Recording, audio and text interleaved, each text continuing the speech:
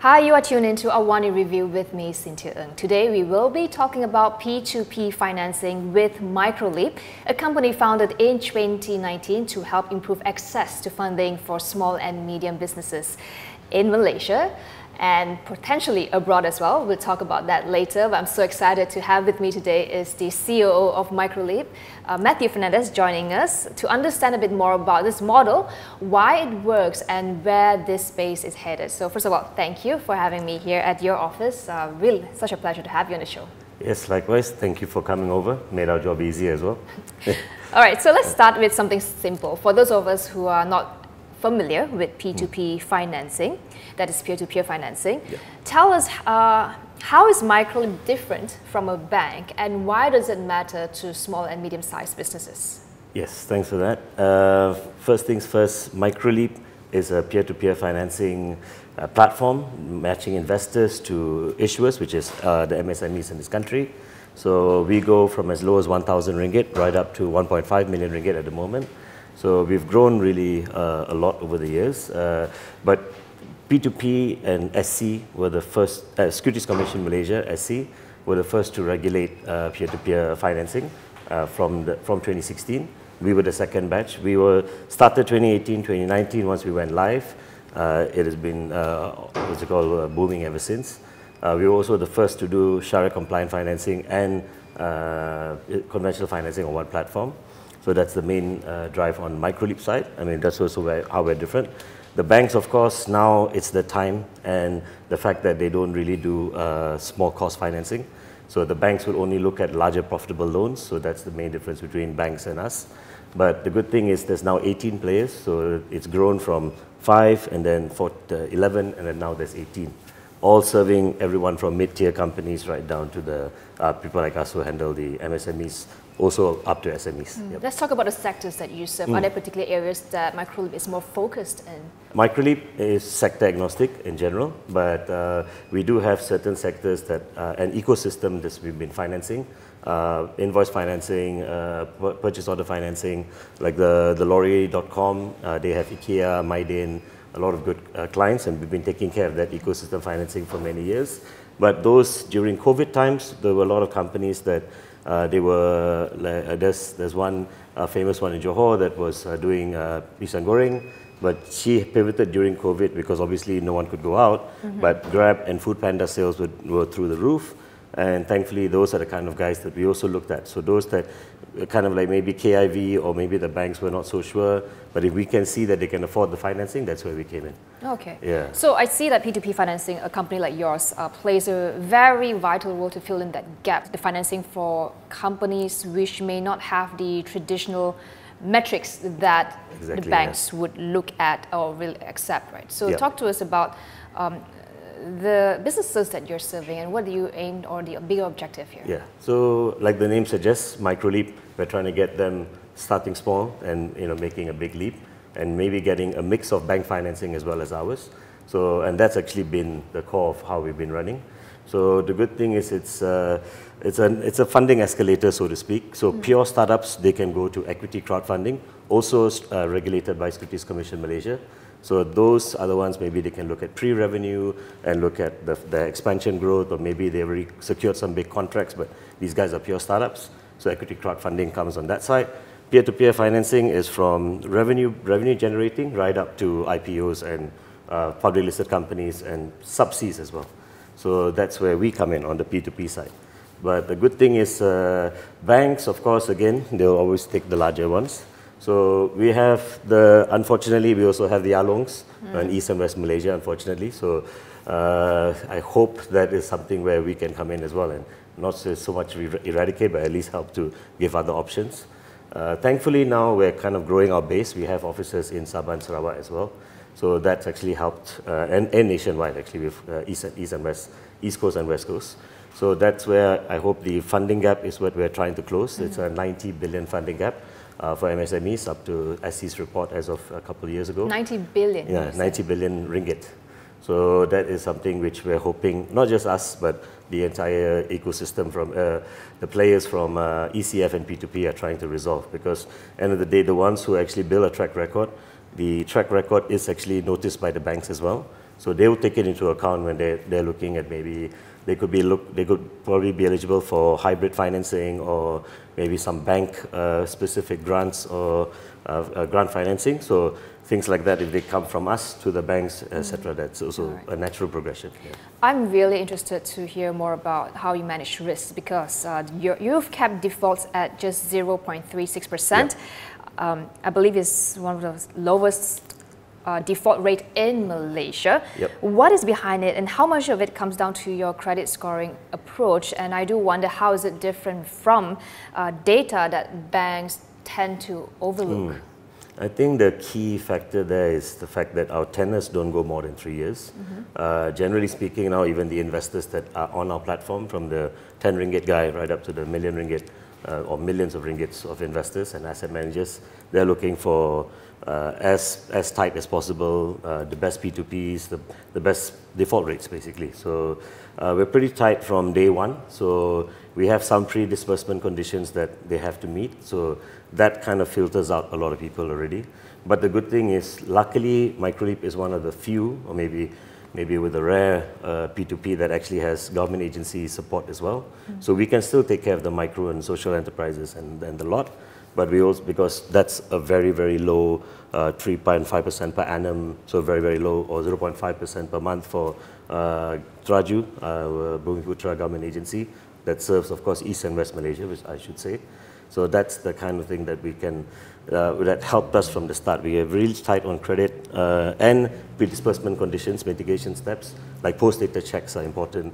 So all these things actually help to bring down our default rate, because if they're already going to pay us every month through the direct debit e-mandate or standing instruction, that helps to mitigate the risk already. And so far that's been running well. And we also have notice of assignment as well. So things like that, ourselves and quite a number of the players are practicing the same, if it ain't broken, SOPs. So basically, everyone's mirroring each other as well. So it's overall the 0 or below 1% default rates. Most of us are having the same kind of credit modules and credit assessments. Okay, so that's a default rate, which is kept very low. I want to talk about growth as well, because since 2019, MicroLEAP has more than doubled its funding every year, compound annual growth rate about 280%. That's very, very impressive. How are you pulling that off? Growing fast while keeping default rates low? That's the biggest challenge. I think the main crux of the issue is, of course, whether the issuers are actually in touch with us. But we also have a default management process with several credit agencies as well as debt recovery guys. So not the ones that will throw paint on your house, the ones who are actually quite nice. And more importantly, I think they do it in a very professional manner, and they're working with several players and banks as well. So far that's actually been helping us a lot. And the good thing is, if you have the conversation early, then we can restructure. Because that's something we always have to point out. The restructuring cost is manageable, and it's better they come to us for the restructuring. And so far that's helped, because the government agencies also are the same. They won't call it default as long as you're paying something. So that's why also, I mean, why we always say, like, if there's MicroLEAP and there's also MicroLEAP Plus and the government agency websites, smecorp.microleapasia.com, traju.microleapasia.com, etc. So these are the guys that can help you on other things as well, you know, and they're cheaper. So, and definitely cheaper than the banks or even P2P. So those are the areas where we really look to help. And again, we're really happy that that's really helped fuel our growth also. And Islamic finance adoption. I think everybody likes the transparency factor. Everyone likes to see the fact sheet, and we personalize it like kiva.com, where we personalize it as much as we can. So people have an understanding of who they're investing in as well, and the nature of the business, and the facts and figures are all there. If you look at the environment or the economic conditions, right? Some critics would say that ultra high growth, the risks tend to only show up when there is a downturn. So how confident are you about the MicroLEAP model, especially the MSMEs that you're serving? I think the good thing is even SC and even our FMPM is looking for social enterprise financing, social financing. So that will take care of like the B40s and all that, because they're not expected to pay back with interest. It will be Card Hassan financing, so 0%. So that is something really interesting. Like, so that also, again, where we'll be launching it with Securities Commission, hopefully by start of next year. So between helping the NGOs to the kind of social So this is a enterprises, completely different segment from what you're serving completely now. different segment, Okay. but similar in a way because we know some of these guys who are in that bracket. Then also the government agencies as well as MicroLEAP will take care of the rest. So it's definitely something we don't want to. I mean, it's the easiest thing to do is okay, yeah, just like the banks. Okay, we're not going to look at the small guys, but it can be done. I mean, and it is promising to know that the government itself is giving support. Okay, so that's the one spectrum of the businesses. But what about the businesses that you are handling right now? Yeah, good thing is, I guess, is the tenor. Only for MicroLEAP, we keep our tenors shorter for our retail investors and our investors on our platform. So also, there'll be more initiatives that I think we'll touch on. But basically, that's also something that is sovereign-backed. Basically government-backed financing, state level or federal. So all these things is where we can still grow and keep our default manageable and or as close to zero as possible. I think zero is pretty hard, but it takes a long time to go from, say, 0.58 to 0.36. But it takes a very short time to go from 0.36 to 1. No, obviously, just like all the people we're working with on every level, as well as the regulator, keep it as close to zero as possible. That's the aim. But I think realistically, as long as we can get the conversation rolling and restructuring is happening, that helps. So, and sometimes most of them are pretty genuine. So, but again, the credit side, they're doing a really good job. So they're doing the main filtering. We're not as high as the banks rejection rate wise, but we're not that low either. But the good thing is the ones that maybe can't fit here, okay, maybe you can come apply on this side, maybe the agency side or the social financing side. So, okay. Yeah. Now, one factor that has been driving growth for MicroLEAP is your government partnerships that's shaping up to be quite a large portion of your portfolio. Can you talk to us more about that? Yeah, we've grown quite a bit. We started off with 10 million during the COVID times. So we did the COVID digital financing initiative for SMEs and anyone under SME Corp that has a valid cert. So after that, we had also MTDC, we've also been long-term partners with, as well as Traju recently, and we're looking to work with VPMB and some DFIs. So that's where we can really maximize some of these growth areas as well. They are a decent, sizable chunk, but fortunately for us, everything else has a natural knock-on effect. For some of these guys who took the government agency funds, then won some large contracts, and they were like, can we just do the normal MicroLEAP? Because A, they can afford it, and B, their business has grown. So, or we've also had some that grew it from term financing to invoice financing just on our platform alone. So that also is a good sign. I mean, we never said no, we never said they can't go to the banks. Although they're not allowed to do multiple P2Ps at the same time, that's under the regulations. So that we are very careful of. That also will be done under the credit assessment side. So far so good. I mean, touch wood. I hope it continues. Long may it continue. But the team we got quite a good agile team, and also like we mentioned earlier, which I'm sure we'll touch on, is the fact that our partners in Indonesia are running at a 0.25% default rate, lower than us. Okay. And that's we had the size of Jakarta as the size of Malaysia, right? So the fact that they are running at such a low default rate for the whole of Indonesia, that also speaks volumes. So ecosystem financing is the way to go. All right, I'll get to Indonesia in a bit, but I do want to talk about the Sarana program, the invoice financing, which helps small contractors get financing through P2P platforms like MicroLEAP. Can you talk to us about how being part of that scheme has helped MicroLEAP's operations and underwriting?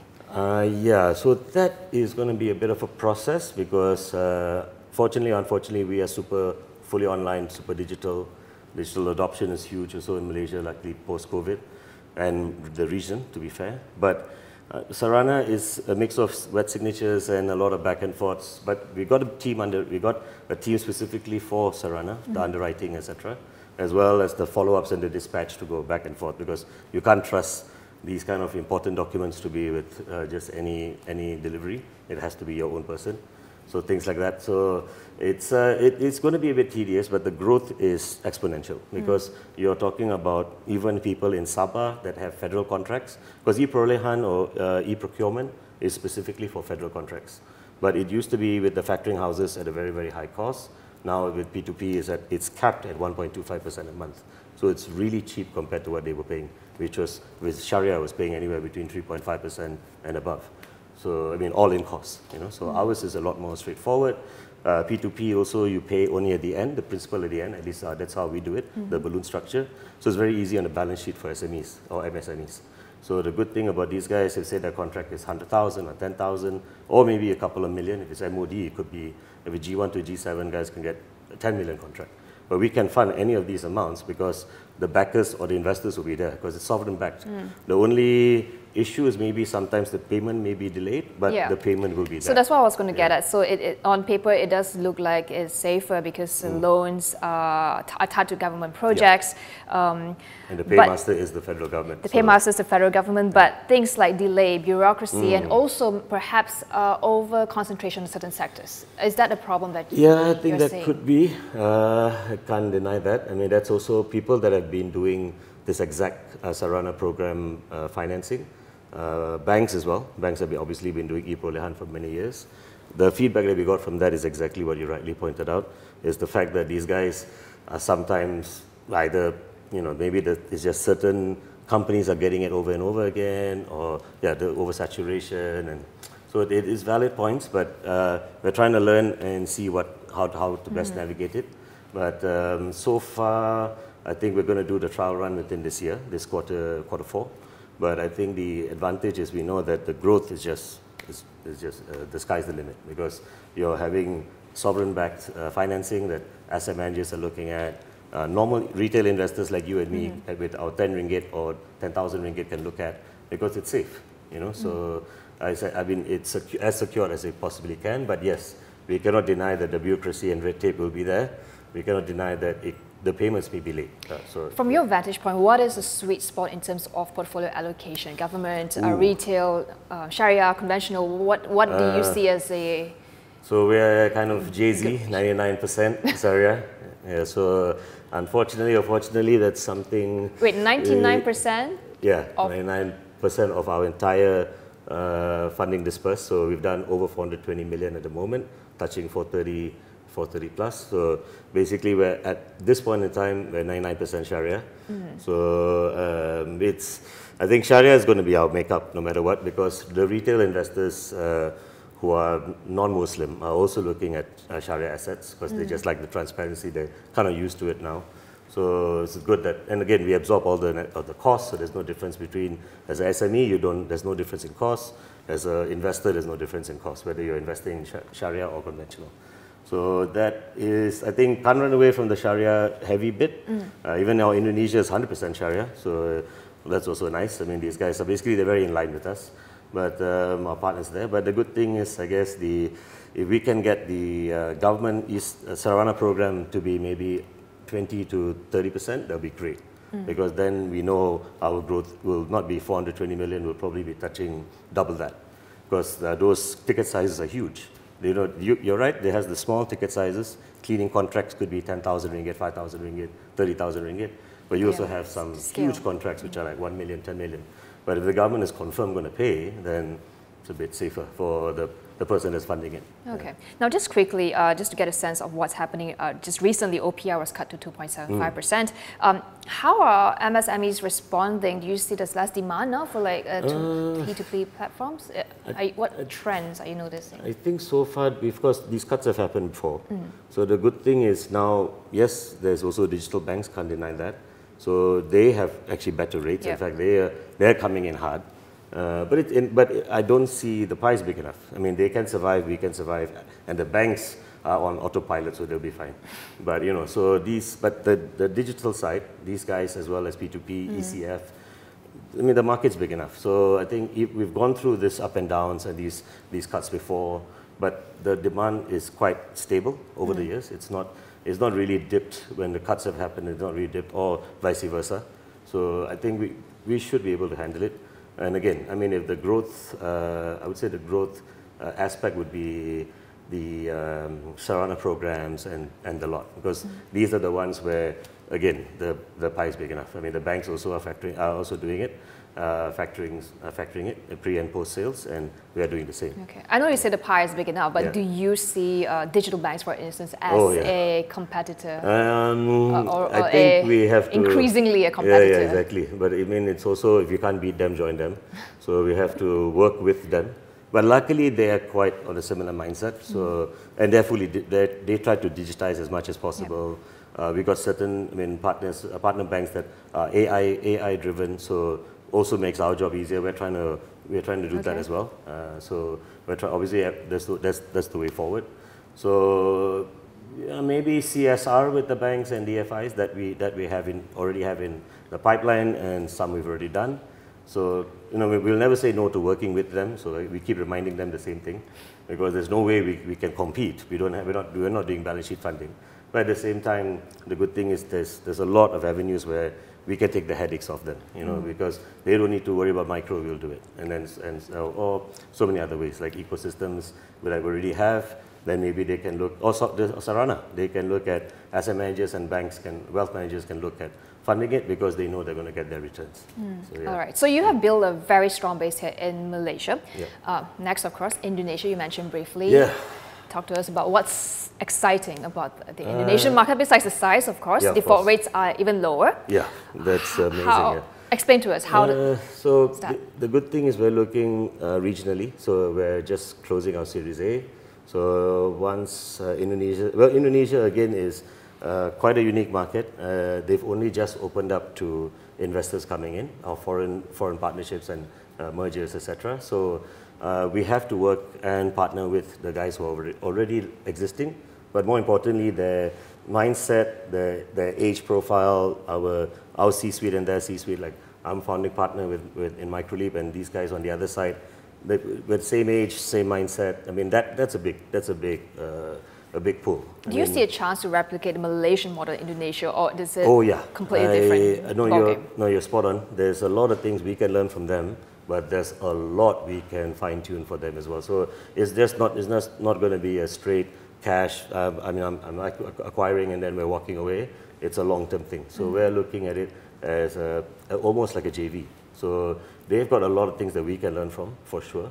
And there's a lot of things that we can. What do you think that we can contribute? Like MicroLEAP can contribute to the Indonesian the tech side. So our certain things, they have some tech advantages over us, but we have a lot of things which are proprietary to us that now we can make proprietary available for them.